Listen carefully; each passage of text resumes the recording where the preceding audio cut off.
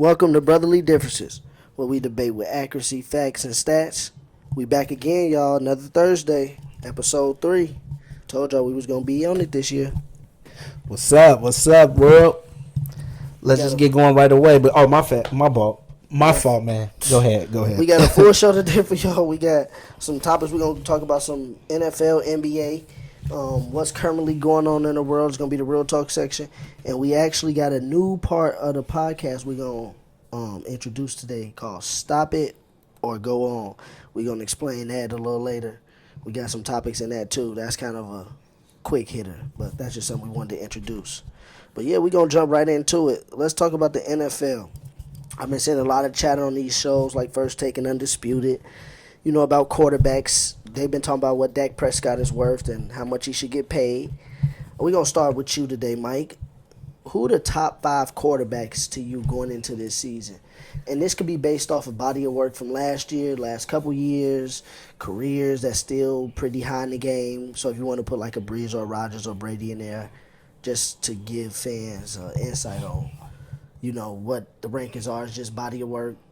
What have you done for me lately? It could be eye test, whatever. Who is your top 5 quarterbacks going into this year? In the league today, my number one is probably universal. Patrick Mahomes. He's definitely. I would put him definitely as the number 1 QB, so that's a given. Number 2, I'm actually have to go with Russell Wilson, and I disrespected him for years. And I remember you used to tell me, like, no, he good. I used to give the defense credit. And then I'm starting to respect him over years. He actually is a good quarterback. But Thanks for giving me the credit that's due, because that's really, that really. I admit when I'm wrong, unlike you. Stop it. Number 3, people going to be surprised at this. And you may sound biased, but I'm going to have to go with Tom Brady at 3. Aaron Rodgers at 4. No, sorry, Drew Brees at 4 and Aaron Rodgers at 5. And I know people think I should put Lamar Jackson in there, and if he have another good season, I'll definitely put him as a top 5 quarterback. But I don't know. I'm just put those 3 quarterbacks in there, even over Lamar Jackson. Even though he's the MVP, he got to show me another year, and he definitely could be in the number 2 spot. But Mahomes, Wilson, Brady, Brees, Rodgers. What's your top 5? Well, my top 5 is kind of similar. Number 1, I'm going with Mahomes after he went on his little incredible run, bringing his team back down, winning the Super Bowl from behind on the 49ers. So Mahomes is number 1, and he's been doing it since he's been a starter. It's not like last year was a lucky year. He been to the AFC Championship. Yeah, for sure. He number 1. Number 2 is still Tom Brady. And the reason why I'm even confident about saying this, because like I said the last episode, I think Brady finna come in and snap this shit with the weapons that he got, with Evans. You got Brady at 2? Brady is 2. He's the second quarterback going into this year because you put a Brady on this team who don't make mistakes, who still can throw the ball down the field, who still can move the offense. With this team, Brady finna have numbers. So I got Brady number 2. Who knows? We might see a Bucs-Chiefs Super Bowl down in Tampa. Ooh, I don't know about that. But my Broncos will have something to say about that. Stop. But number 3 is Russell Wilson. Russell Wilson is just keep proving the doubters wrong that he can pass the ball. He's probably one of the best dual threat quarterbacks to ever play the game of football. I mean, when I say best dual threat, I don't mean he runs better than Lamar Jackson or Michael Vick, but the way he runs with his passing, it's at another level. It's elite. So Russell Wilson is number 3. Now, number 4 and 5, there's 3 quarterbacks to me that's fighting for this spot. But I feel like if he's healthy and the team is healthy, which I do when I go into my rankings, I go into it that everybody's healthy. This is how I rank them. Number 4 on my list would be Carson Wentz. People forget that Carson Wentz. Stop it. People forget that Carson Wentz last year was playing with 3 tight ends at one point in time because all of his receivers was hurt. And the man was playing with receivers that we didn't even know got drafted. And Carson Wentz top 10. Carson Wentz threw 27 touchdowns, 7 interceptions last year, 4,039 yards last year. So, and people say he didn't play. He played all 16 games, 63.9% completion percentage. Now, he do need to stop. The problem with Carson Wentz is the health. But Last year, the man was sacked 37 times. So when people bring up offensive lines and they bring up weapons around him, he actually does more with less if you really look at the numbers. And the Eagles got to the playoffs, which was crazy that happened with no Alshon Jeffrey, no Deshaun Jackson. Carson Wentz is a lot better than people thinking. And if they would have traded and got DeAndre Hopkins, the Eagles would have been in serious business for Super Bowl favorites. Number 5, you could put Drew Brees or Aaron Rodgers there. The reason I will put Drew Brees there over him if I had to do it now, the reason Lamar Jackson's not there yet, he has to do a couple more things. I agree. That's why they lost to Tennessee, because he's not that type of quarterback yet. He's not even better than Deshaun Watson right now. I get him better than Deshaun He's Watson. more electrifying than Deshaun Watson, and the Ravens. That's not a bad opinion, though. He's played for a smarter coach than Deshaun Watson. If Deshaun Watson played for Harbaugh is smart. He puts Lamar Jackson. Bill O'Brien was offensive genius at Penn State. Penn State didn't do much. But they say he was coming in as not an offensive genius, but they were saying he's like an offensive Penn guru State has type. been better without him. He was Brady's offensive quarterbacks coach. That's the one Brady snapped on. Yeah, that's what I'm saying. Do you think he's very smart on offense? What has he done since he's been in Houston? When Deshaun has Watson, Texas had a top 5 offense? When Deshaun Watson been out in games, they can't put up points with other quarterbacks. If you're an offensive guru, then you should be able to spot talent. But Brian Hoyer came in there and just went god awful. Like, this dude, I'm not giving Bill O'Brien all that credit. I'm not giving him. Tom Brady makes people look better than they are. And Deshaun Watson was a dog at Clemson. You saw what he did. Yes, he went was. down the field I was on mad with the Bears Alabama. to get him. You saw he went down the field on Alabama. He's a proven winner that could pass the football. So, I don't know. Lamar Jackson is cold, but Deshaun Watson is right on that level. But 5th, I got Brees over Rodgers because Brees has better weapons around him. That's just completely it. And I'm not making excuses, but he has better weaponry around him with Michael Thomas. Now you add Emmanuel Sanders, Ted Ginn. So I'm saying you got Brees at 5th because he has better weapons, or you have Rodgers at 5th? I got Brees at 5th because they're even to me, but Brees has better. Brees just is more dangerous to Rodgers to me because Brees has the weaponry around him that Rodgers don't have. It seemed like the weapon argument would help Rodgers more because it's like that's why he's doing better. No, because what I'm saying is Brees last year, Brees really don't have weapons on the outside besides Michael Thomas. Ted Ginn is a all he got a good back. Ted Ginn's after he got a good Kamara back. was injured last year. Kamara That's didn't true. do much. He had a quiet year. Yeah. So what I'm saying is Brees didn't have much to work with last year. I mean, they lost to Minnesota, so it's not like Brees got a lot. But Michael Thomas and now you add Emmanuel Sanders. People forget Packers went to the NFC title game too. too. You look at the Packers and then you say, oh, okay, they got what's his name, Devontae Adams, and then who else? I mean, they had a good running game last year too. For Aaron Rodgers, because when he did have weapons, he still struggled too. But Aaron Rodgers would be more prolific, like the numbers would be up there more if he had the weaponry. It's not all the way it's about the winning, but I'm talking about when we used to have CNA numbers, 35 plus touchdowns. Yeah, Rodgers, Brady, they had a low number year. A lot of people had low numbers last year. Brees threw 28. He threw 4 more touchdowns in both of them, but he played 4 less games or 5 less games. Well, that's what Brees was throwing it all around the field. Brees could have threw for 40 last year, possibly. And that's why I got Brees 5th right now over Rodgers, because last year Rodgers just didn't look like himself. Damn, you got Brady kind of. I actually got Brady high too. But you got him at 2. I got him at 3. Brady is 2 for me because. And if people didn't have Brady top 5, I wouldn't be mad. Brady didn't drop off. But what happened with Brady is last year the Patriots wanted Brady to do things that if Brady was 25 to 30 and he's 42 going on 43 and that proves people's point. He's slowing down because stuff he used to do. It don't really prove a point because you could say that, and I'm saying Brady is still a leader that you need him to be. He's a leader, but if you want to compete with the Patrick Mahomes and the Ravens, he hasn't fell off a cliff. Some of these young quarterbacks we're talking about, you need to be explosive, and that's one thing the Patriots like explosive. Because if we say slowing down, well, 12-4. And if they would have won that last game versus Miami, I actually did that game. Shout out to Sport Radar at the stats. I did that game. Dolphins versus Patriots. I did the stats for that. They would have had a bye week. They would have had a bye. They would have been 13-3. So people talking about they Brady tripping on down. that. That's what I'm saying. People say, "Oh, 98 Jordan slowed down when he won a title, won the scoring title." And Brady went 12-4, won a division again, and hit a home playoff game, and almost was a game away from getting a bye week. And he's slowing down. That's crazy to me. And the best record in the NFL was 13-3 last year, wasn't it, or 14-2? It was one of them. them. 13-3 or 14 They and was 2. the Patriots. No, the Ravens was 14 and 2. Yeah, 14 Patriots was 12 and 4. And it ain't like the team that got the second team that got the bye week had the same record as the Patriots. They just beat them head to head. Mahomes. Yep. And that was a shootout, or not a shootout, but that was a barn burn at the end. Mahomes had to go down and score a touchdown and win. So Brady is showing you that he's still going to be there regardless. But now with explosive weapons around, it's just like night. We'll see. It's We have will to see. see. Like I said, come November, don't give me credit. Like you always try to say, yo, boy, Drake's album. Thank me later. Thank me later. But, yeah, and to stay on the NFL, let's just stay on this train because, and I'll start off with this topic because I want to introduce this crap. All right. Now they released the first rankings, which don't mean much right now, but you know, we talk about this is what we do. We talk about shows. They released the first rankings of the year of 2020 because of the first wave of free agency is now over. You know, people have now signed. And the top 10.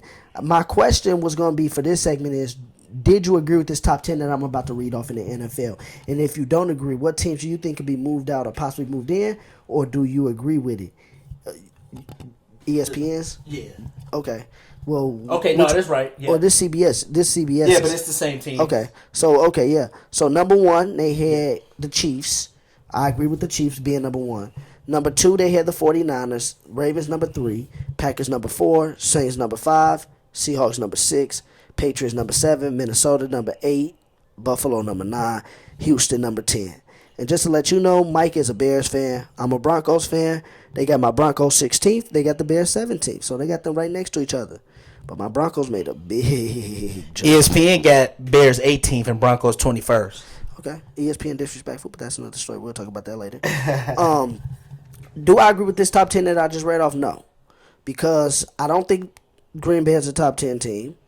They did just lose Geronimo Allison, too. I don't think they're a top 10 team, so you can take them out. New England. You can't ignore their season from last year. That defense I don't think they're good. a top 10 team.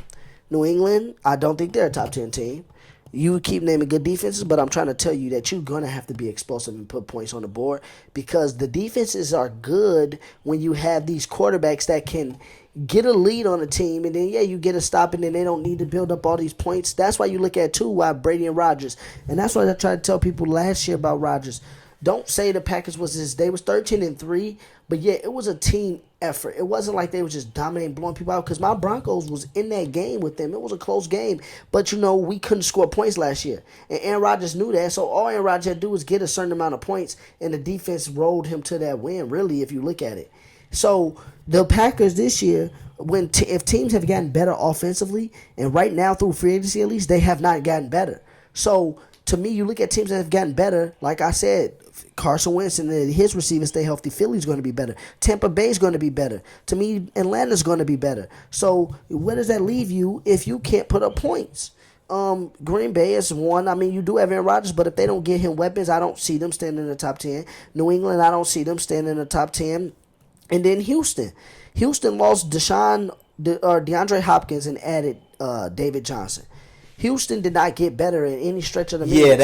And Deshaun Watson already struggles to get protected in the pocket. Now you got somebody who can't get open. Will Fuller can't stay healthy. So I don't think Houston going to be in the top 10. I think you could take them out. You could put Tampa Bay in there. I think you could take a New England out. And if we go down this list, they got like the Eagles there, the Cowboys. I think you could put the Eagles, a healthy Eagles team to me, what they did defensively and what they know, what I already think about Carson Wentz. A healthy Eagles team to me could be a top 5 team, top 7 team in the league. So you could take New England out, you could take Green Bay out for me, and you could take that number 10 out, the Texans out. You could take them out for me, and I can't replace them right now. I mean, hell, I even want to put my Broncos in there because I know this shit, we're going to have a big year. So we not even going to talk about that because I know a lot of people we going to talk about my Broncos or something special later, but that's what I would take out the top 10 if you ask me. Do you agree with that top 10 or what? I don't mind it. It's hard for me to do power rankings this early because we haven't even hit the draft yet, and we know the NFL draft, some rookies can have an impact on the team. So I like to look at maybe the first week of preseason rosters, even though that's not the final. I like to look at that, barring a trade happens or something. But I'm cool with these power rankings, and I'm looking at ESPN. It's kind of the same order. Like the Texans are 10, but they got Saints at 4, Packers at 5. I'm fine with these. Like I really won't debate them because, like I said, we don't even have we might not even have the draft. When are they postponing the draft? No, the draft is going on as scheduled as of now. They just came out the other day and said that. Okay. But yeah, we don't even have the draft, so I don't mind these teams. Like, yeah, Chiefs definitely. I don't mind 49ers. They're going to be good again. Why won't they? I think Ravens will still be good. Saints and Packers, you never know. You never know with that. I'm fine with Seahawks. Maybe should be a little higher, but I'm fine with that. Patriots, I don't know. I really don't know because, like I said, people say Bill Belichick's the GOAT coach and his system works. So I don't know why wouldn't they be 7th or even make the playoffs. So I'm looking forward to that. I know Brady want to win the Super Bowl without him, and I know Belichick want to win without Brady. And I think this gonna be that type of drama year for that. The Titans was at 8, Vikings at 9. I'm shocked Vikings top 10. Yeah, CBS didn't have Tennessee in the top 10. Yeah, they got 8. Okay. They got 8 on ESPN. So I wonder who they took out. But the Bills. Oh, okay. The Bills 11. Bills. But man, I really don't have an opinion on this now. But I'm cool with this order. I'm kind of I hope the Bears come back next year. I'm kind of sad they 18th on ESPN's at least, 17th on CBS. I'm kind of. Hopefully we have a good year. Yeah, that's what I'm saying. I think it's a few teams. I mean, who you think will start for the Bears at quarterback? Trubisky. I mean, you got to go with for Trubisky. Real? Yeah, I think Trubisky. I want them to battle it out in training camp. Well, I think they're going to battle it out, but I think Trubisky's going to start because you're going to start to see that just once they make the play calls for that's going to suit Trubisky, and they get him another outside weapon outside of Allen Robinson. You did get Jimmy Graham in the middle. That'll help. Let's see if this Montgomery kid out of the running back out of Iowa State can do his thing, get his second year in the league. But I really think that Trubisky is going to – you just have to play to his strengths. When they did that in the first year, he was able to run the ball and pass the ball down the field. The Bears' offense was able to move the ball like we hadn't seen it in a long time. But then Matt Nagy started trying to basically say, look, I'm going to do my system with this quarterback because he probably starting to see all this stuff and want to have the credit. Because nowadays I think a lot of coaches are hearing this chat about they don't want to have people who say they want to have a Tom Brady, but they don't want to have a Tom Brady because they don't want all the credit to go to this quarterback. They want to show, my system can work with this quarterback. Yeah. My system can do this, and sometimes that messes up the player. When I saw Mitchell Trubisky play games, I'm not sitting here acting like he was the second coming of Peyton Manning or Tom Brady, but when I saw him move the ball down the field, it was quick throws. It was the Bears getting the ball out of his hands, and it was him being able to read the defense and just make the best matchup. And then if the pocket collapsed, he was able to move his feet. They weren't having him drop down, trying to do play-action passes down the field, trying to set up all different type of complex designs. They were just doing regular football stuff. He was moving the ball down the field. He was pushing the ball down the field. Nice throws through tight windows. He's had game-winning drives. Last year versus my Broncos, you saw how he went down the field on the nice defense. The Broncos was a top 5 defense last year. Mitchell Trubisky, the one who got y'all in field goal range. He went down the field on that defense, and you don't just do stuff like that and be an okay quarterback. And you saw when he's at his best is when they let him just go. When they're not trying to, that was a 2-minute drive. They let him go, and he was able to get them in field goal range in enough time and win that game. He's a smart player. I don't know. I just think the Bears, and this is his 3rd year. That was his 3rd year. So it's about to be his 4th year, 3rd year started. Nick Foles is not the answer. He's not durable. You see what happened to him in week 1. Broken clavicle. Every time he starts, something happens where he's not playing. He's better off as a backup, where if you need him for 4 games or you need him to finish off an MVP season that the other quarterback had, he could possibly do that. But to act like Nick Foles is just, they need to battle it out and he's going to take the Bears, no. I don't know why they signed Nick Foles because it's like, are they going to pay him just to be a backup? Yeah. Paying him $8 million to be a backup? He's a backup. That's his job. What part of that don't you understand in the NFL? That may give him the job, man. That you need backups. He's a backup. And the only way he deserves a job is to make Mitchell Trubisky come out throwing 4 or 5 picks through the first 4 to 5 games, 3 to 4 games. But no, he is not the starting quarterback for the Bears because it's not like the Bears got these. That's the thing people came about too. It's like, who was Mitchell Trubisky throwing the ball to outside of Allen Robinson? People got to understand that. So who is Nick Foles going to be throwing the ball to? Nick Foles had the same weapons in Jacksonville last year. What they do? Minshew, the younger guy came in. How many games did Nick Foles play last year? Nick Foles, I don't know. I couldn't even tell you. Maybe 4. He started in maybe 3 Okay, or so 4. you can't really say that. That's because he was injured. He got hurt after week 1, and they was already they was playing the Chiefs, but they was like on their way to getting blown out that game.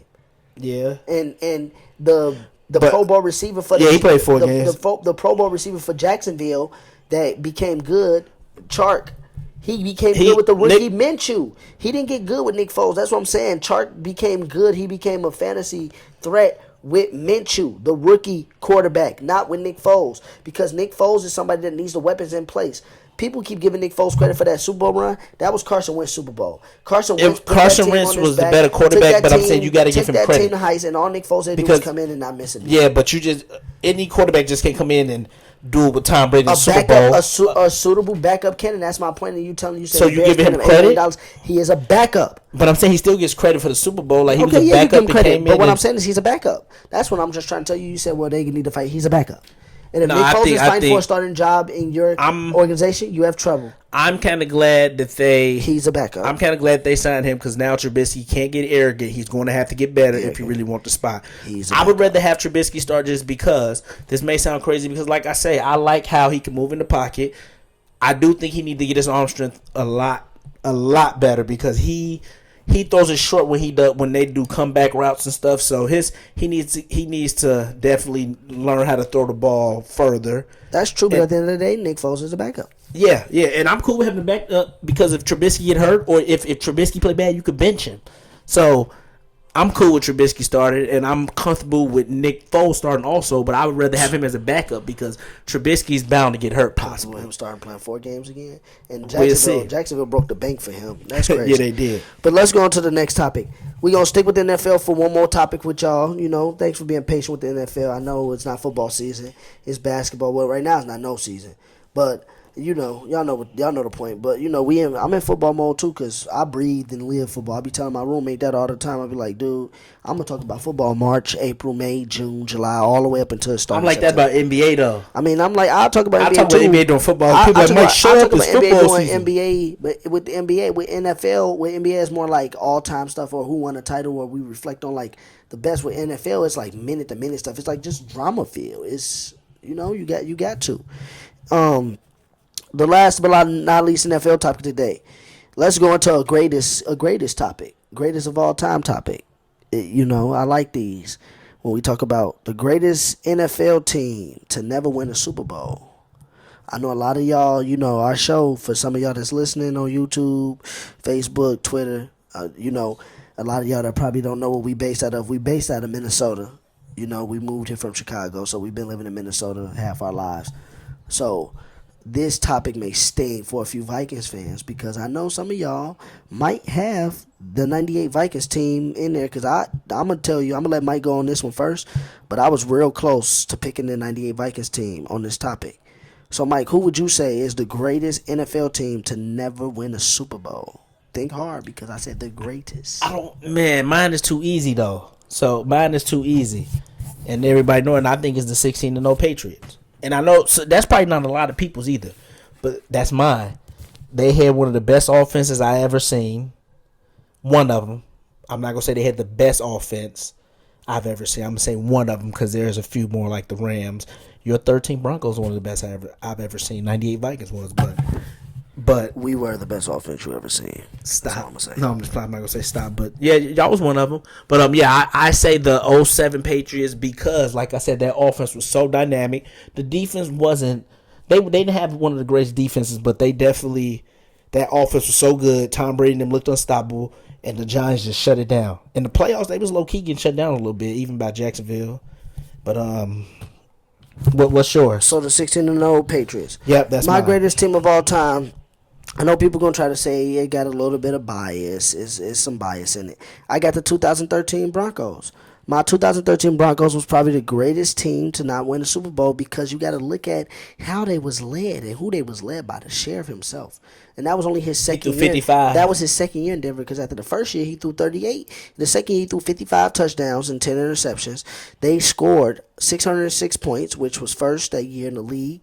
They averaged 37.9 points per game. And then you got Wes Welker. You had No, I mean, not Wes Welker wasn't on that team yet. Wes Welker was on that team? Yeah, yep. He Because was you on lost the Super team. Bowl. Yeah, you had Wes Welker, you had Demaryius Thomas, you had Eric Decker, and then you had Julius Thomas. Sanders became won with Sanders y'all. won the Super Bowl with us, Yeah. and that was Sanders, Demaryius Thomas, and Wes Welker. But Wes Welker kept getting concussions then. But that Denver team to win the Super Bowl, and then before that, I'm not that mad was at the year this pick. Von Miller tore his ACL, but that was the year that Von Miller tore his ACL, and Von Miller wasn't even there in the playoffs. And then people got to think what we did in the playoffs that year. We ended a hot Chargers team. The Chargers was on a winning streak, 24-17 at our place. Then we came in and we stifled New England, 26-16. And then we all know we got blew out in that cold weather Super Bowl. Stop it. They beat the brakes off y'all. I really feel like if that Super Bowl wasn't cold weather, Stop making excuses. we would have. If it was, it was cold for them we too. would have definitely, and that's what made me mad because we saw one of the greatest offenses of the. It wasn't even that cold, right? It was of a- 43 of a degrees that generation, day. In New and York, one of the 43 greatest degrees defense of a is... generation. 43 degrees, but it wasn't 80 degrees in Arizona or in Miami. That's no or excuse, in a dude. dome where there's not It wasn't outside raining. effects. It wasn't raining like you can. Bears. I'm not making excuses. Y'all beat us, but I'm saying Bears fans can make 43 excuses that it was rain. The Raining, Miami Super Bowl. raining in 70 degrees is a lot different than 43 and windy. Or not Stop windy, but it. 43 and chilly. It just is. Right now, Minnesota, right now, what's the weather? What's the weather here right now? This is What about is it, like 50 something? this is about 40. Let's see. This is about Right, 50 the degree weather's weather. no excuse. And I'm saying, I guarantee you're going to be more jittery and more energized if we carry our asses down south and we went to like Charlotte or you went to Alabama. It's 57 degrees right now outside, and it's still kind of chilly out. You still got on a hoodie. We're not even going to talk But about if the you was weather. in, no, wait, Let's get but I'm back asking, to it's 58 degrees right now, and are you wearing a jacket today? Are you wearing a hoodie? A hoodie. You wearing a hoodie? Man. But do you think if you was in I don't Arizona, if you was in Arizona right now, would you be wearing a hoodie in 85 degree weather? No, you would be but wearing no clothes right now. I don't care about So none it's of different. that. They beat the brakes off y'all. No excuses. Take the L. Yeah, I we took my lost. L when the coach beat us. Take the L. We lost, No, but I'm there's just, no I'm excuse. just, No, I'm just y'all didn't bringing out lose. facts, and we lost in February They too. beat the brakes off y'all. Well, at least we made the Super Bowl to say we got the brakes beat off us. But that's one of the greatest teams. My of team all made time the to Super never Bowl win a in Super less Bowl. than 15 years ago. Less than 15 Who years did? ago. Well, My team. We won one 5 years ago, so you're a point. Y'all trash now. You're a point, and this year we're going to be back in the promised land. But yeah, before we move on, I do want to say a couple other teams I was going to say was either the 98 Vikings or the 01 Rams when the Patriots beat them. And it's crazy how all my teams was top offenses. Your team was the top offense. It shows you defense win championships in football. Because Well- we didn't have no defensive teams if they would have won Super Bowl. All the defensive teams, not all of them, but the 85 Bears won, the 2000 Ravens won, it's tough to put a greatest defensive team of all time because the 16 Denver Broncos won with yeah, but you defense. see, it's tough to. Was that sustain- 16? That was 2015. 15 seasons, 16 But it's Super tough. Bowls. Yeah. It's tough to sustain great defenses because the It thing is. about great defenses is this: the next year teams will be like, okay, that's cool, they can shut us down. But if you got a mediocre quarterback or they're not playing good, all that team got to do is have a shot at shutting you down, and all they got to do is score 2 to 3 field goals, more points than you, and they'll win the game. And that's why people was talking about the Bears last year or the Broncos. You can shut people down all you want, but when they score, and if they only scored once or twice or 2 field goals and a touchdown, and you can't score, you're going to lose the game 13-6, 13-9. It doesn't matter. You're going to lose the game because you can't score. So I feel like great defenses, yeah, they'll have a season where they kind of take the league by storm and take it by shine. But if you are not good on the other side of the ball, or that's all you know for is great defense, I don't think you can sustain that because teams are going to figure out, okay, we don't just have to, on this team, we just can't do everything. We just got to play to get what we can and have our defense stop them. So that's why I feel like those offenses, as long as those people, don't get big headed, those offenses don't break up, those teams have a great ability to do something else. I mean, we talk about the 2013 Broncos. I mean, but if we look at the 2014 Broncos, if you look at the next year, that offense wasn't that far off. I mean, they were second in the league then that next year. We lost to the Colts that year, but we were second in the league. Our record was right around the same. We was 12-4. We were second. Was in that points per game. when the Colts beat y'all? The defense was a little slightly Manning better. played bad that game, too. Yeah, he did. The defense was slightly better that year, but we were still second in offense. So that's what I mean. The offense is great. You Peyton can Manning sustain first 3 years, an offense. y'all was on offense. That second year, he was doo-doo. No, I mean that fourth year. I'm sorry. That fourth year, he was doo-doo. Oh, we did. Peyton Manning did beat the Colts once, week 1. in Denver that year. Yeah. And then he lost to him, but he lost to the Colts like twice or three times, Yep. like 1 and 3 versus the Colts. And then we lost in the playoffs to him. That's you. You didn't like Andrew Luck for the longest.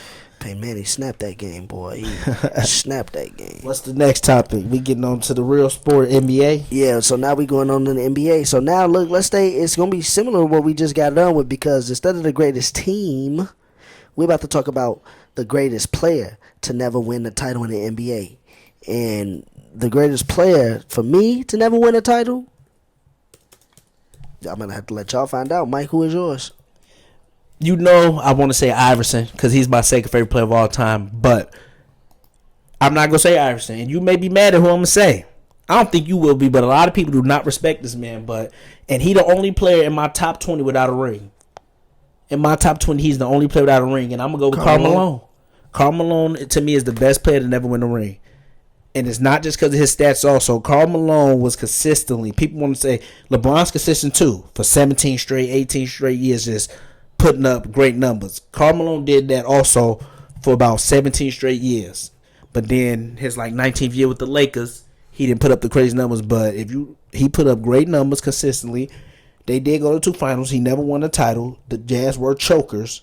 But Karl Malone to me is the best player to never win the ring, especially with his MVP in 97 and 98. You thought he was going to win it and stuff. And I'm not even going to make the excuse he had to play against Jordan. He just didn't get it done. And that's why this topic is best player without a ring, because I don't know. A lot of people say Elgin Baylor, Iverson. I'm going to go Karl Malone just because all the stats, the consistency in his stats, and also he did go to the finals at least twice. Like a lot of people say Barkley too, but Barkley went to the finals once, and Barkley was on. He went to the Rockets 96-97 season with Hakeem and Clyde. They were at the end, but Jordan and them was older too, and the Jazz was older, so they were all the same age. So that's why I say Karl Malone, because he was consistently putting up stats, all NBA teams and stuff. He did go to 2 finals, and they did choke a lot, but everybody choked a lot in my Yeah, I mean, I'm not getting. That's why we said never to win the finals. Who was the greatest player? So I'm not even counting choking. I'm just simply saying you brought up Karl Malone, and yeah, we know he's second on the all-time. What do you have him? Do you have him? He's in my top 25. I would say. I got to do mine, but he in my top 25. I know. Okay, I'm doing the top 50. The one I'm on 20. The player I'm choosing is by far, to me, arguably, this man almost could argue for being in the top 10. And I do say I got D Wade over him as a shooting guard, but it's a lot closer than I think. But this man was so great to me, he arguably could be top 10 without a ring, and it's Iverson. I mean, just look, you said Karl Malone for 17 straight seasons. I mean, this man came in 23.5, 22, 26.8. Then he won a scoring title his third year in the league. Then 31.1, 31.4. And then we could always argue that, okay, people say LeBron is the third greatest scorer ever to play, and people say Iverson was multifaceted. Well, one of his best seasons, he averaged 33 and 7 assists. People don't bring that up. He averaged 33 points and 7 assists. Did he have 8 assists one year? I'm talking about with the points, though. He averaged 33 and 7 assists, and 30.7 and 7.9 assists, and won the scoring title that year. You know what I'm saying? So he started getting better at assists. A lot of casuals are starting to nitpick Iverson. They say Iverson's so overrated because you look at his field goal percentages. He worse than Kobe with it. But you know me, Stu, I don't go by field percentage. I mean, he did have the 30s a couple years, but 44. When you play basketball, you watch basketball, 44%, 45% with defense. No, a lot of legends like Quentin Richardson and Steven Jackson said Iverson top 10, and a lot of people on Twitter was like, he is so overrated. Look at his field goal percentage. I'm like, and like a lot of people say y'all tripping. And then we're not talking about the 2000-2001 season. I can't fathom the fact that nobody would have been able to do what that man did with that team. Only him and LeBron just had the worst final teams in the NBA finals. LeBron had the 07 and he had the 01. Yeah, you saw how LeBron got swept, and that man single-handedly. Yeah, he won one game, and LeBron got swept. LeBron was 22. He was 6 feet. So I used to love Iverson, but I used to even think watching the games. I used to be like, man, somebody gonna figure out the shot. They gonna shut Iverson out because he's so small. Field goal percentage to me. That's why I don't always look at it when people say who's a better shooter. I understand why people do it, but you got to look at the game. Like I said, Iverson, he took a lot of tough shots and stuff. That's nobody's fault. They would say you got to look at the game. They would say Iverson was so small mental, but he would dominate the game. And Rod, if you look at like Jamal Crawford, people were shocked about this. They was like, who was hardest player as the guard? He had Iverson in there, Kobe. And the one thing I will say about Carmelo is Carmelo did at least play with another Hall of Famer. Iverson He didn't did. play with another Hall of Famer. He John did. Stockton's another Hall of Famer. And John Carmelo Stockton's might be another Hall of third Famer. all time in points, but Iverson has 4 scoring titles to Carmelo's second. Carmelo got 0. And Carmelo got 0 scoring titles. That's what I'm a good saying. point. How many 30? And he don't got as many 30-point per game seasons that Iverson got. Like, Iverson was a dog. You say he don't? Do we? I mean, Iverson got 30.1.1, 31.4, 30.7. Do advanced And stats then matter to you? One season Do he advanced split. stats matter to you? I mean, Go I ahead. just Iverson, stats matter. his PR's low. No, I don't agree with this, but I'm saying that's why a lot of people are advanced stats nerds. And this dude I was arguing with, he's a PER dude. He only have a 20.9 PER. Carmelo had a season where he had 30 PER. And I'm not saying I agree with this. I'm just saying this is why a lot of people disrespect Iverson. I don't use advanced stats or field goal percentage as much as people. You know, the people who use PR and advanced stats, that's people that never played the game. I agree with y'all. And a lot of people don't That's understand what people advanced who- stats mean. Also, like That's people who don't play the game, so they don't know the context of how you judge stats in the midst of a basketball game. Yep. Because PER is just showing, oh, this could happen if this player would have kept doing this game, or if they would keep doing that. That's why I'm saying it's a projection of what it looks like. a lot what of it's supposed to look advanced like. stats is a per possession thing too. People like to do per 100 possessions instead of like, because some teams get more possessions in certain areas than others. You get what I'm saying? You get more possessions, so people do per Yeah, possession. I know. I don't like. That's what advanced stats. A lot of advanced stats are. And So stuff like I'm going by when you ask me what I go and by. I stuff. say I go by what I saw, and I saw Yeah. enough for Carmelo and Iverson.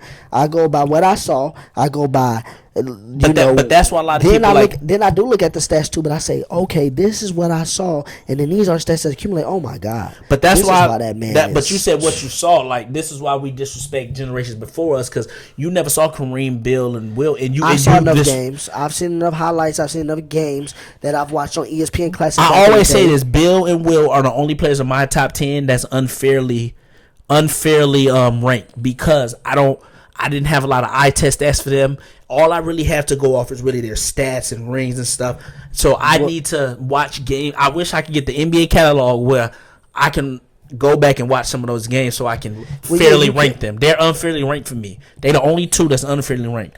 I wasn't born with Magic, Bird, and Kareem, but I've watched games. I watched the whole '84 finals. I've watched a few season games with Magic What I'm and Kareem. saying It's on is, YouTube. back then they told me, the people who we raised as the mentors, they said the NBA was still the highest level of basketball back then. It was the best players of the world back then playing in the league back in the 70s, 60s, 60s, 70s, 80s. What I go by is this. Yes, we didn't see those games, but what I'm saying is if we look at those stats, and stats ain't everything, but if we look at those stats and take in the context that those men were still winning and putting up those stats, and they said back in the 70s and 80s those were the best basketball players, still in the NBA. It wasn't like anybody could just go join the NBA. That's why Will Chamberlain did what he did. I do say the rules wasn't the rules, but he still was a beast because he still did those things. Because you see nowadays, people ain't averaging just 50, averaging 37. Like, it's not easily done. And he was able to do that. So you got to give him credit for it, but you also got to just hold it to a certain extent too and say the league wasn't where it is today. Back then, it wasn't there yet. It wasn't all the way there. Like, it wasn't as many teams. It wasn't as many players. It just wasn't a lot of stuff there. But players back then got an excuse to say, well, we didn't have the workout facilities y'all got. Some of us had regular jobs still. So we didn't get to work on basketball as much as y'all do. So some of them do have excuses that they can run by both ways. But all I say is we can look at the eye test. If you know the game, to me, you can judge the game by just watching the game. You don't have to look at the stats. The stats will speak for themselves when you watch the game. And that's why I say why advanced stats, because you can do advanced stats without watching any basketball. You can just go look up the stats and do advanced stats by calculations and numbers and projections. Yeah, that's how they went back and But you can't That's how get- they went back and gave Jordan like Wilton and advanced stats. That's what I'm They didn't saying. have it in Jordan But you time. can't give stat. You can't just give people stats. They have to go out there and play the Yeah. game to get the stats. No, so that's why I say it's accumulation of eye tests and stats. I agree with you. But the eye test and the stats go hand in hand. I don't use advanced stats for my like Jordan has the highest PER of all time. You never hear me use that in an argument because I don't use advanced stats because they're deceiving and they don't tell the whole story. Like JaVale McGee had a higher PER than Clay in the 2016-17 season. Look it up. JaVale McGee. We're going to have an episode. People don't have to listen to it. It may be boring, but we're going to explain all the advanced stats. So I did a thorough like definition, explain and went through and read every advanced stat there is, and it sounds crazy. Like you didn't do that. I promise you. I don't spend my time doing I stuff like that I know, but I'm telling you, I I don't really read. take them. I don't take it into account like that. I just get what you're saying. I know. I know people it's who a waste do of time, and I get people who paid. do it- But I did it and do. Advanced stats are so deceiving, and I can really and people explain who most do it- of them. And people who It's do the some I advanced question. stats, when you bring up the actual footage and the actual stats and then the outcome of what happened in that game, they always go back to, well, the stats show that this would have happened had they played 8 games out of a best of 7 game series. Had they played 9 games, like no, that's not what happens. That's why Kobe and Iverson's ranked low to a lot of people, because them stat nerds do they love advanced stats. Well, the next topic we could talk about, my brother gonna disagree with me, but I think it's universally known about this one too, who he is. Let's talk about it. And the reason we're gonna talk about it, I know some fans ask us not to talk about it, but damn it, we talking about it because I said we talking about it. And I always said we do And what we it's our want podcast over here. But we talking about it because we talking about it. Okay, who is the GOAT in basketball? Because this is the thing. My brother tried to tell me I don't even want to talk about it in our debate. We don't even need to bring it up. I need to talk about it because a lot of people keep posting stuff on Facebook, on Twitter, just everywhere in the platform. Like, and then people taking what Shannon Sharp said, and don't quote. This is not an exact quote, but this is paraphrasing what Shannon Sharp said. Shannon Sharp came out and said, the greatest scorer of all time is not top 3 in scoring, is not top 5 in scoring. But he's known as the greatest scorer all time. But a guy who can't score, because I said this on the He's podcast, number 3 all time, and he's number 3. And he's climbing the rankings. Who's the GOAT? That question has been asked universally. I'm going to start off with this one, Mike, because I feel like I'm the one to put this in perspective the right way. And people, I'm just sorry to tell y'all, the GOAT himself is Michael Jordan. And we're going to use all 5 minutes on this. Not me, but me and Mike total. The GOAT is Michael Jordan because Michael Jordan did things that we've never seen done by any other human being to play the game of basketball. You just never seen it done. Even when the man got old, you just never seen what he did be done. Okay, and now if we want to get into some of the accolades that y'all want to be comparing about who's the GOAT and who did what and scoring. Okay, first off, let's talk about scoring, because some of you young heads or people who listen to Nick Wright, Shannon Sharp, or any other that rhetoric you see out here on social media be lying about scoring. Yes, LeBron is 3rd all time in scoring, but we just talked about it. Karl Malone is 2nd all time in scoring. It has no scoring titles. Iverson's not top 5 in scoring. It has more scoring titles than LeBron, A lot Kobe, of people try to discredit scoring titles. Combined. A lot of people discredit scoring But titles. I'm saying out of the top 4 people in scoring, out of the top 5 people in scoring, Iverson has more scoring titles than them combined. Besides Kareem. Jordan got more scoring titles than the top four. Yeah, combined. Scores combined. That's what I'm saying. So when we talk about scoring, y'all got to know that that's a fact, that man Jordan has multiple seasons where he averaged 30. Let me spit this out to you. To be exact, 8 seasons. He has 7 in a row that he averaged 30, 37.1, 35.0, 32.5, 33.6, 31.5, 30.1, 32.6, 26.9, and that was when he only came back for 17 games. You know, he came back for 30 minutes of a work shift and averaged 26.9. Then he went on to do 30.4 another season, 29.6, 28.7 at 35. Let me say one thing let me tell you what LeBron fans tried to do on Twitter. Hold on, real quick. They tried to say Jordan won scoring title averaging 29 and 28. He tried to say if Jordan played in this era, he wouldn't get no scoring titles because he won scoring titles averaging 29 and 28. And people killed that argument because in this era, Kevin Durant won a scoring title averaging 27. Yeah. Melo won a scoring title averaging 28. You know why people are sick? That's why people need to learn NBA history, because why would you be that ignorant to say Jordan won a scoring title this year? It's been years where... But it's not just NBA history. Shaq won it at 27 one time. But this is why I even get on you, Mike. You know why I get on you? That was your Jordan didn't play. You know why I get on you, Mike? Because this is the thing. This is why I try to tell y'all. The league ain't changed much. You know why? The scoring, people saying that about Jordan, because, and this is why y'all don't want to give James Harden his credit, you clowns, because James Harden is making the scoring tilt look like they're scoring more. Because if you look at it, James Harden averaged 36.1 points per game last year. Number 2 was Paul George at 28. So at 35, Mike Jordan still would have been number 2. It's just that James Harden had a historical season, you idiots. That's why I be trying to tell y'all about that man. If LeBron was doing that, y'all would be on his nuts. James Harden doing it, y'all want to disrespect him. I agree with that. Giannis averaged 27.7. These are the top scorers in the league last year. Number 3 was 27.7. Number 4 was 27.5. Number 5 was Curry at 27.3. So they wasn't even, it's not like people scoring higher. James Harden just tilted the scale. He averaged 36. So it's like when Jordan averaged 37. People wasn't averaging. People don't do that in a normal basis, but they did it. That's what I'm saying. That's what get me upset. And even this year, that's what I'm saying. James Harden need more respect on his name. Like, Mike, look. Go ahead. James Harden averaging 34.4. Bradley Beal is number 2 at 30.5. So it's not like Jordan wouldn't have been in the discussion as a top Jordan was scorer. averaging 35, That's what I'm saying. 37, as a top 33, scorer. 32. Yeah. Even in his old down season, he averaged 30.4 at the age of 32. So he was really 33 that year. 33, and then 29.6, then 28.7. So Jordan, if we go Jordan's last year, because people saying LeBron 35, right? Jordan would be right now. Jordan was 35 and 98. Jordan would be top for 6 in scoring. He would be top of Luka Doncic for scoring. Yeah. He would average more than LeBron. He would average more than Russell Westbrook. These are the players he would average more than now.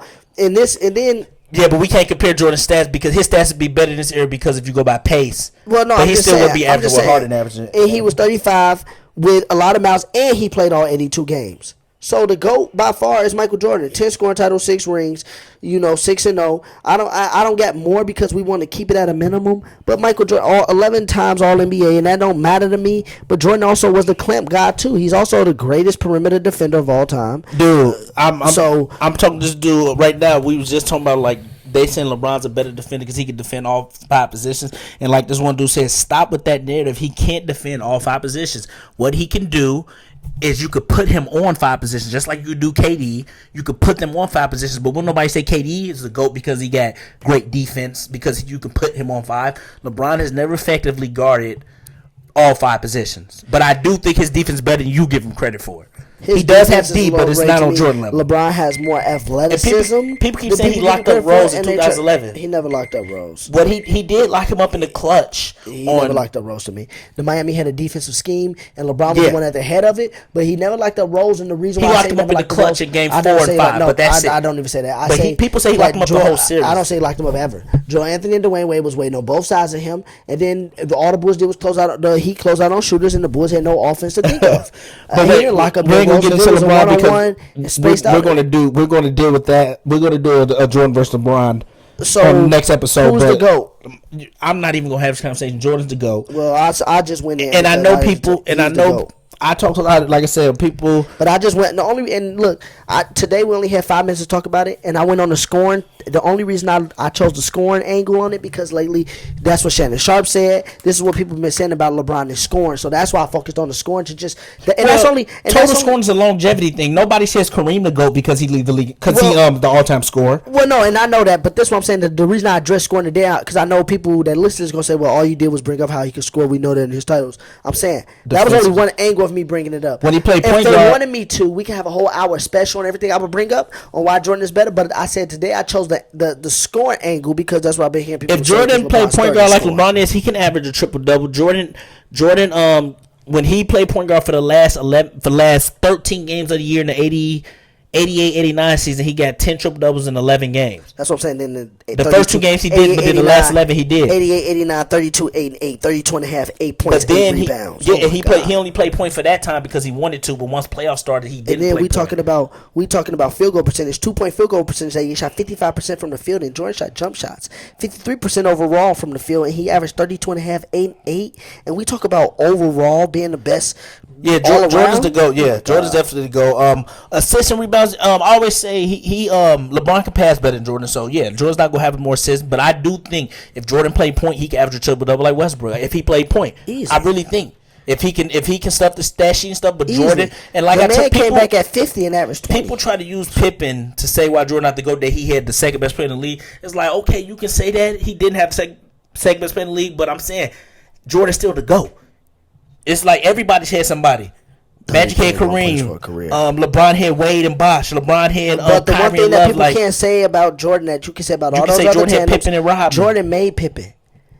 Jordan made Pippen. Pippen is in the Hall of Fame because of Jordan. Kareem's not in the Hall of Fame because of Magic. Kareem was in the Hall of Fame for what he did with the Bucks. I'm not gonna go full say Jordan made Pippen. Kareem was I'm Jordan saying helped Pippen develop his Kareem full was in the potential. Hall of Fame with the Bucks. Dwayne Wade was in the Hall of Fame after what he did in 06 and what he did living up to his career before LeBron. Bosh's Hall of Fame was with the Raptors and then what he won with Miami, but with that talent.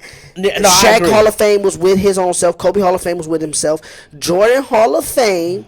Pippen is Hall of Fame because Jordan made him go to new heights. That's what I'm saying. I'm not saying that Jordan made him go to new heights. So Jordan got him in the Hall of Fame. What I'm saying is Shaq didn't get Kobe to new heights. Kobe did that on his own. It was just two Hall of Fame players on one team. The Bulls was never two Hall of Fame players on one team. Pippen's a Hall of Fame player. Pippen's a Hall of Fame player. No, listen to what I'm saying. You didn't listen. The Bulls wasn't like, okay, when Shaq and Kobe got together, Kobe worked on his own game to become a Hall of Fame player. Yeah. By the time they start winning titles, you say, okay, Kobe going to the Hall of Fame. Nobody said it was because of Shaq. It was because of Kobe. When the Bulls started winning titles, that's because Jordan had to get Pippen up to that level for them to start winning. Then you start saying, damn, okay, Scotty good. Scotty's going to the Hall of Fame. But when Magic started winning titles with Kareem was already Hall of Fame. Oh, yeah. When Dwayne Wade and LeBron started winning titles, Dwayne Wade was already Hall of Fame. LeBron was already Hall of Fame. Kareem won his 6th MVP Magic rookie year. The only one you could argue that probably will get in the Hall of Fame because of LeBron James is a Kevin Love type of player, and maybe Chris Bosh, because that getting them rings helped them get there. Yep. But their careers was already kind of Hall of Fame like without LeBron.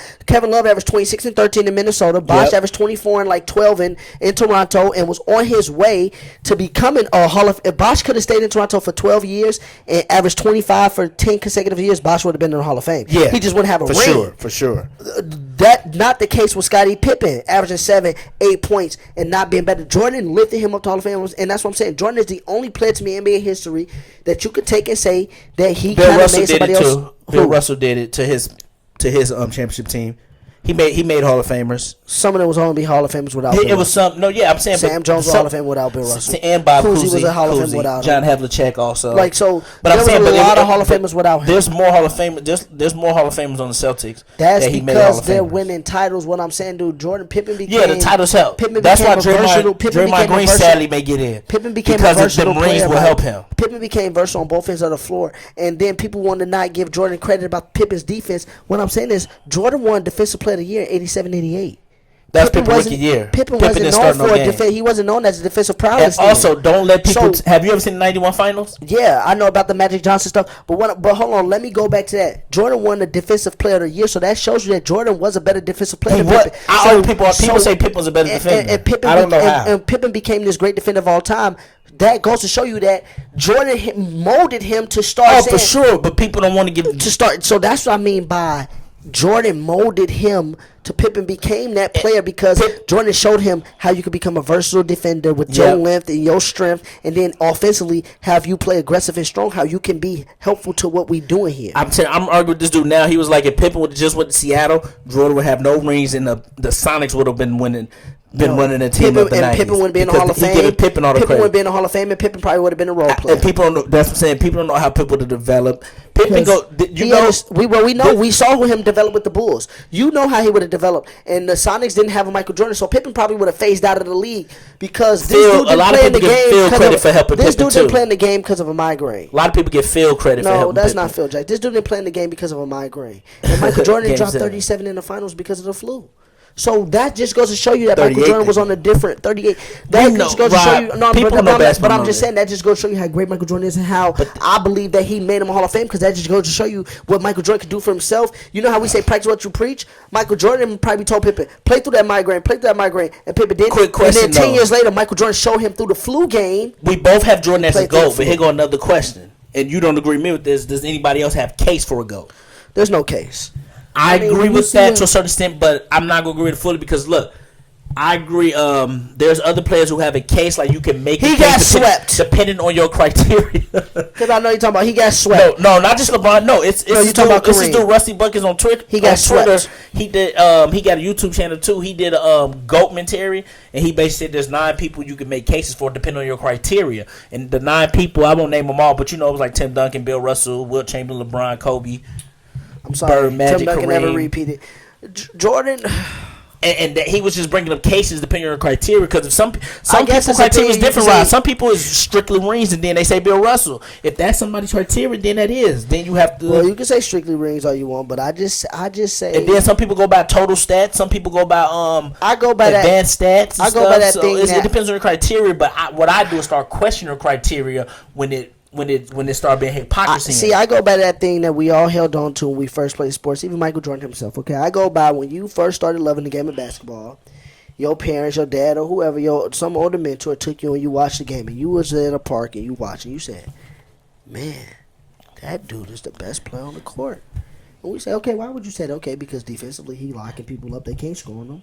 Then offensively he's getting other people involved, he's making shots, he's just leading teams to be a winner. He is. And but the thing I want you to do is the thing that you're doing, you're making Jordan be out perfect. Because Jordan lost before. Jordan needed to learn how to win. He needed to learn how to be a better leader. So he's not perfect. You're making it sound like he was perfect. What I'm telling you about perfect is Michael Jordan, in a sense, was that type of player. He's the GOAT. Perfect in a way. To me, he's the GOAT, and I don't think nobody's close. He wasn't perfect. Like, he had to go through things too. We both got the same mom. Pippen helped. Just to let y'all know, we got the same mom. Our moms tell us Rome wasn't built in a day. See, this is the thing people got to understand about Michael Jordan. Michael Jordan, when I say nobody's perfect, that's ignorant of me to say perfect. But in the basketball sense, he's. But a lot of people do. A lot of basketball fans do. Like Skip just said 6-0. I'm gonna tell you this. Use other arguments. If we're talking about basketball sense, we counted at 100%.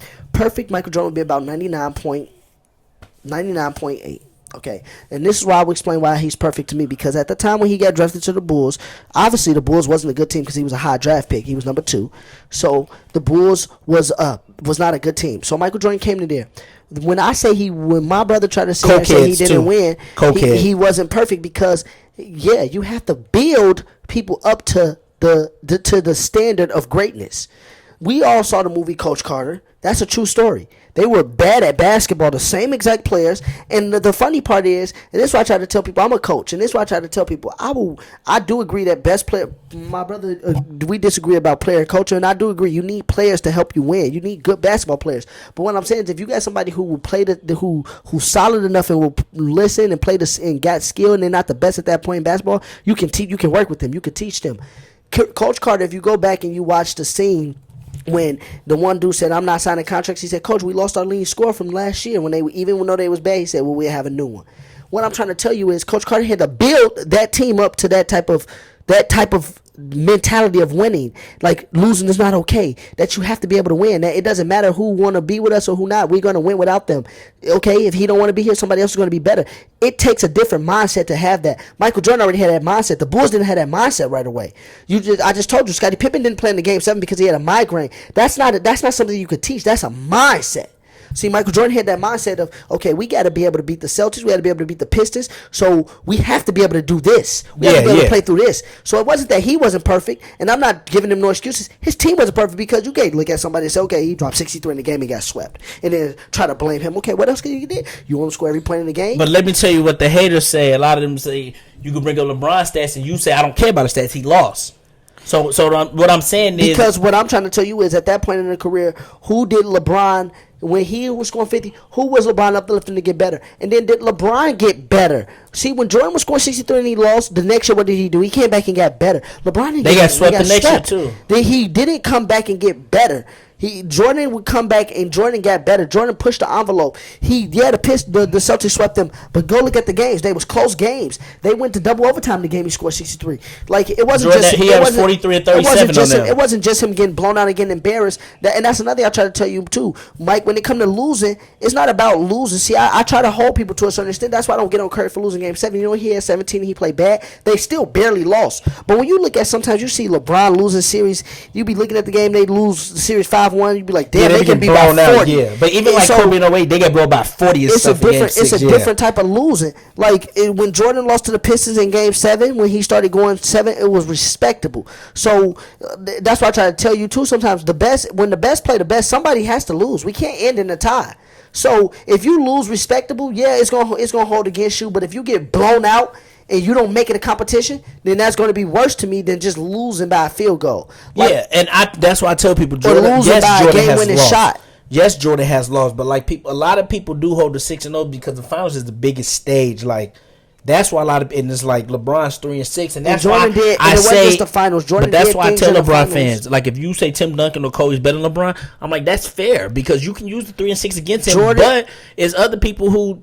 To me, losing the finals don't mean you can't be the GOAT. I disagree when people say that. Like, Skip Bayless said, you lose in the finals, you can't be the GOAT. I don't agree with that. Like, you can lose. Because what if Jordan went to the finals in 88 and lost? He would be 6-1. It all depends on the time you go. And like I said, so it's like, to me, you can lose to I agree with Skip Bayless is saying, because I do kind of have that logic that if you go to the finals early, I don't think that you get to the finals early unless you put around an all-star team and you're already a top player because that team happened to maybe be injured the year before.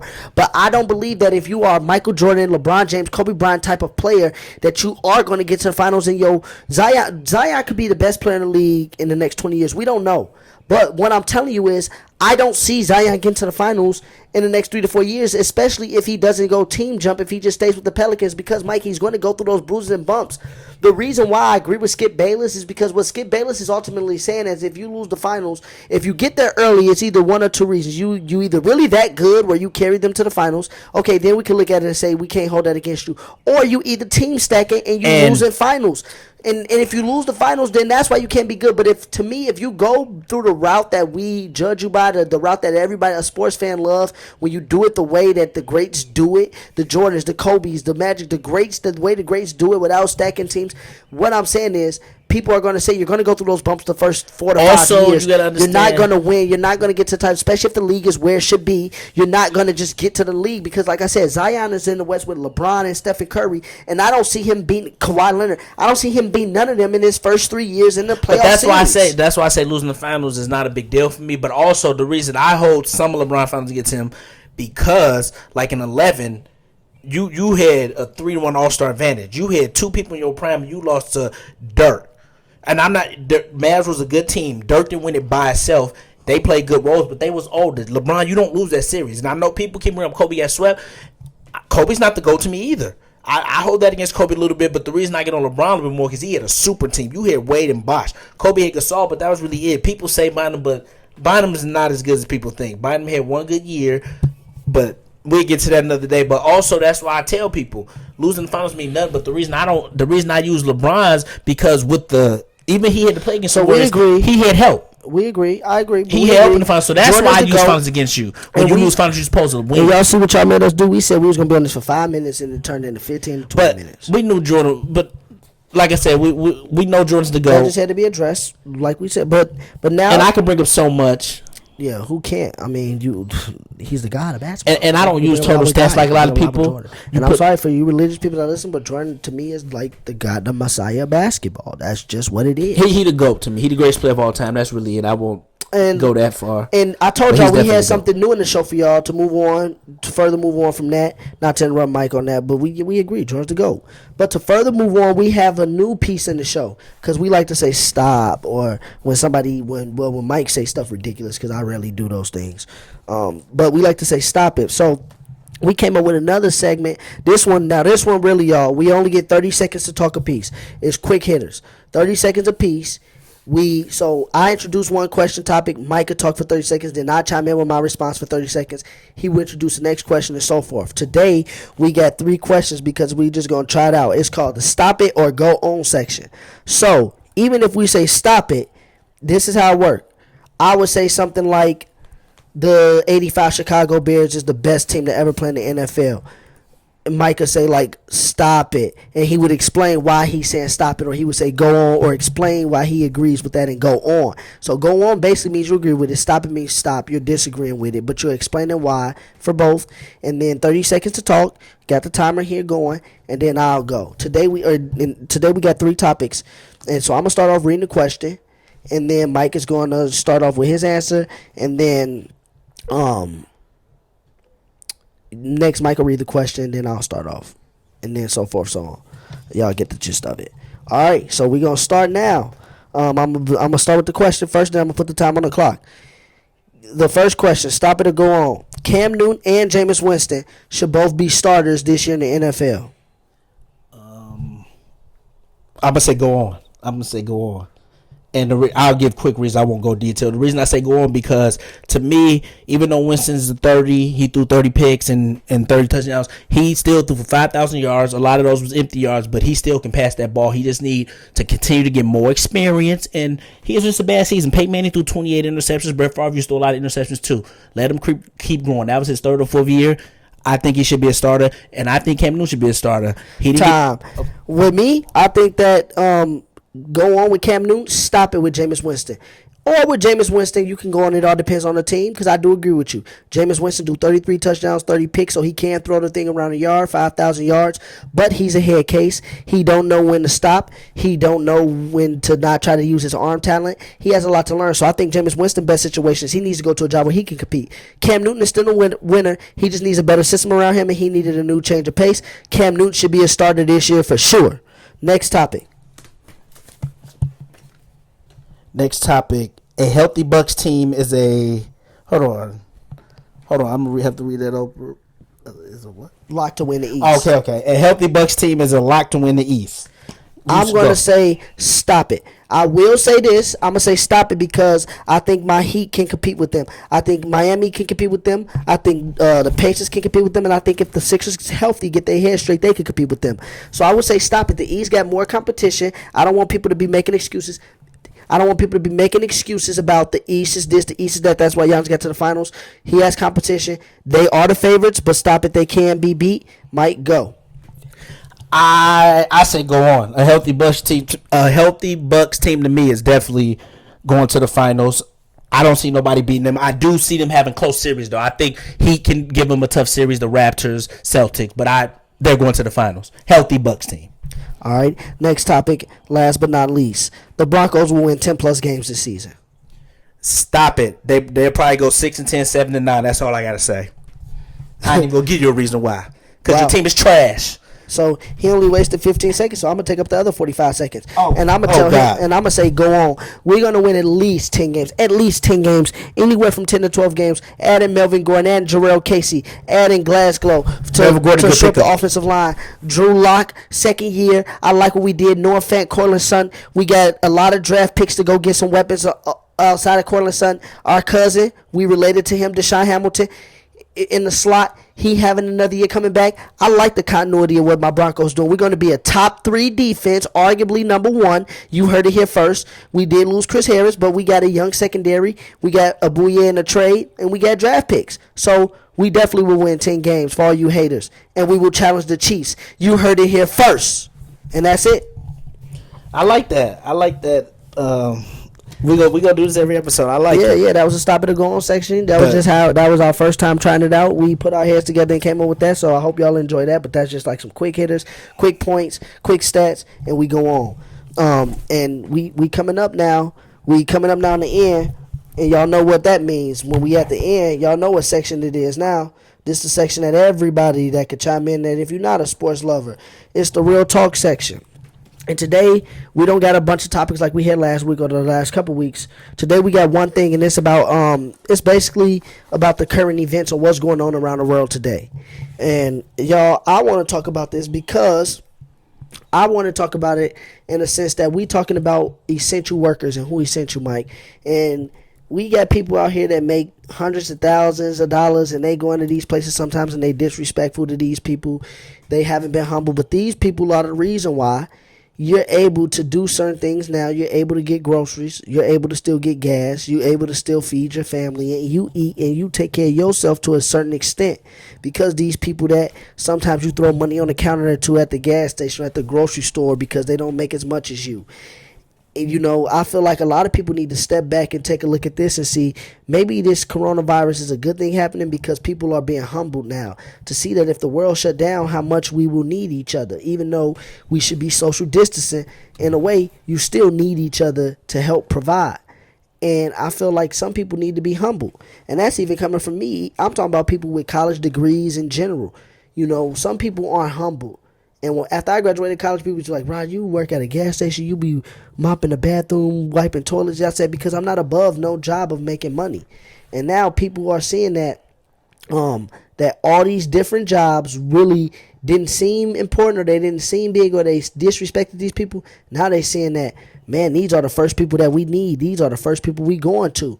So it's crazy how life works sometimes. So I just really think that this coronavirus is good for everybody to step back and to treat everybody with respect and be humble. And that should have been something you learned as a young person.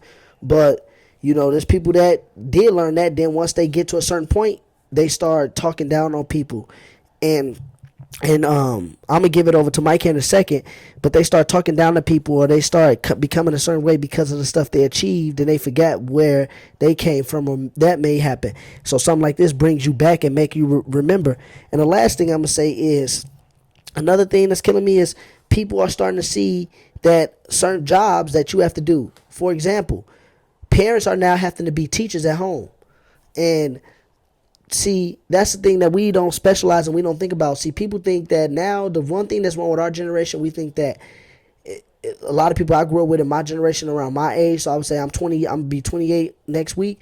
Anybody from the age of probably 25 to 35, I would say, we think this way. Like, you think that, okay, I'm a teacher, so I'm only a teacher when I go home. I'm a teacher. My job is to be a teacher. My job is not to be, and I'm not trying to come at people, but my job is not to be a parent. I'm a teacher.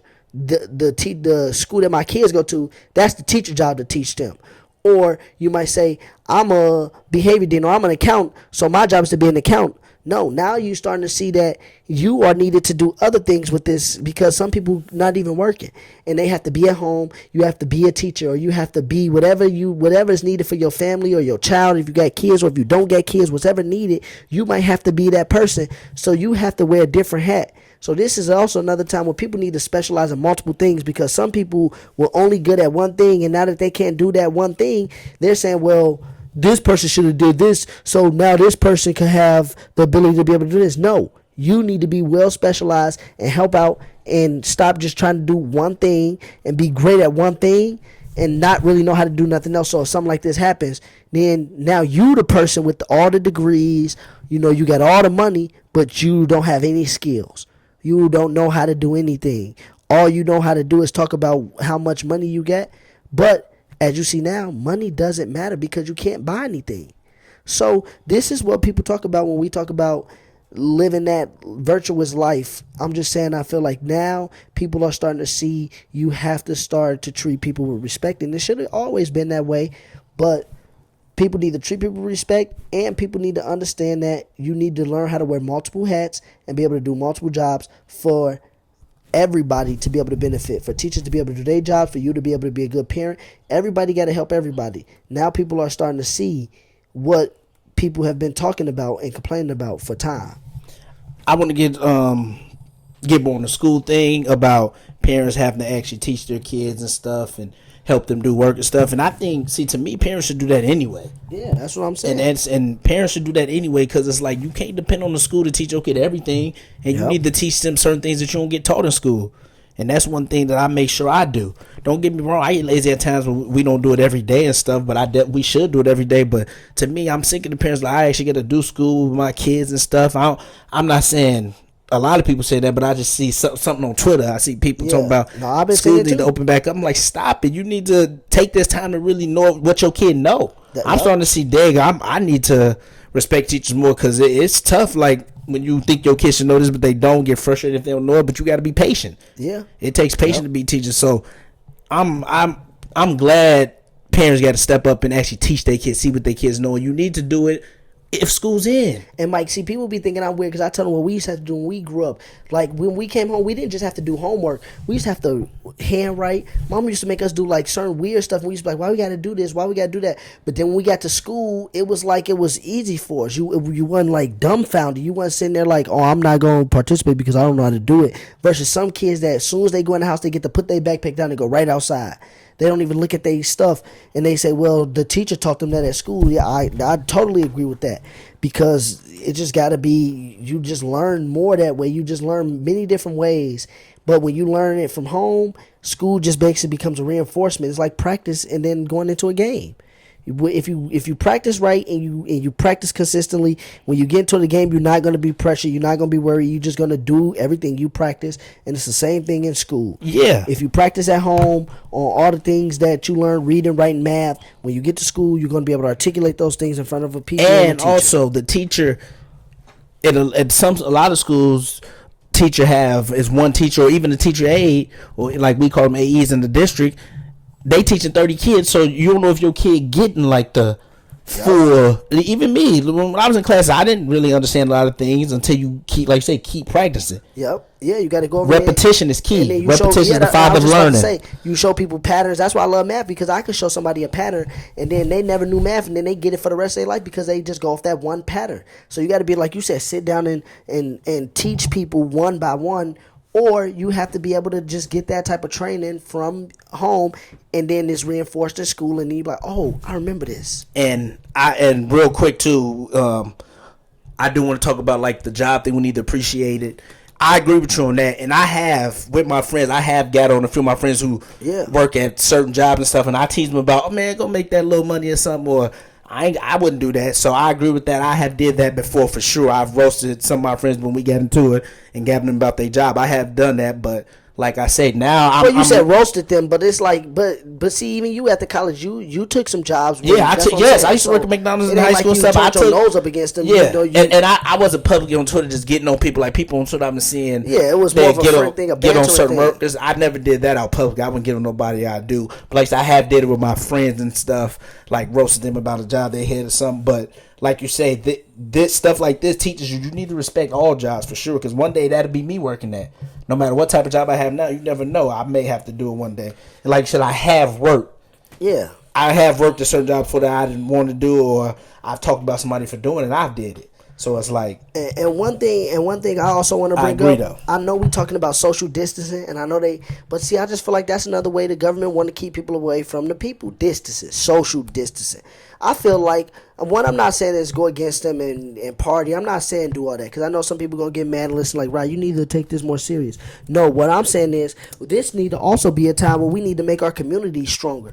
Don't you think that most people nowadays don't even know their neighbor? Don't you think that if somebody in your community did get the coronavirus and y'all teamed up and they had some remedies from family remedies, or you had some family remedies, and y'all was able to solve it? Because right now nobody knows what cures this thing. So to say, Rod, we need to listen to the government and social distance, to me that's kind of ignorant in a way, because they don't know what medicine work. Where if all the neighbors in the community knew each other, kids, and somebody in their family caught coronavirus, and you knew, oh well, I could get them some Tylenol mixed with some hot tea or something and soothe this towel at this, and this can help them break the fever quick so they don't have that aspect, so it don't spread quickly. You never know what may happen. So that's another thing. We don't have no sense of community. This should be a time where we getting to know our neighbors, because what if stuff do go to hell? You're going to need those people, because everybody family is not near them. So right now you gonna need your neighbors to help each other out if something was to go bad, where everything went blacked out. Also, the virus hits people differently. Also, like some people may just have a common cold and be cool. Some people may die from it. But that's what I'm saying. If we was in the community, we could learn about it. That affects us, because what we see is the national media saying, okay, social distance because this what happened in California. But in our community, it didn't happen. So what I'm saying is we being away from our neighbors and stuff like that, and there could be things that we could be using to help each other out. Yeah. To help solve this thing. It's good. You got to question everything. Seriously. So what I'm saying is, I just feel like anytime I hear social and distancing and keeping the people away from each other, I just feel like that's another tactic, another way to try to keep the people to not band together and come up with multiple ideas to help one another. Multiple ideas to help one another. But it's a lot of stuff going on right now. The main thing we want to wish everybody, our building differences, is we want to wish y'all safety and health. We hope everybody family cool. We hope y'all cool, taking the right precautions, staying properly sanitized, clean, making sure that you're doing the right things. Listen to the CDC, I guess. Don't be turned up with more than 10 people, even though I'm with like 30 right now. No, I'm just playing. But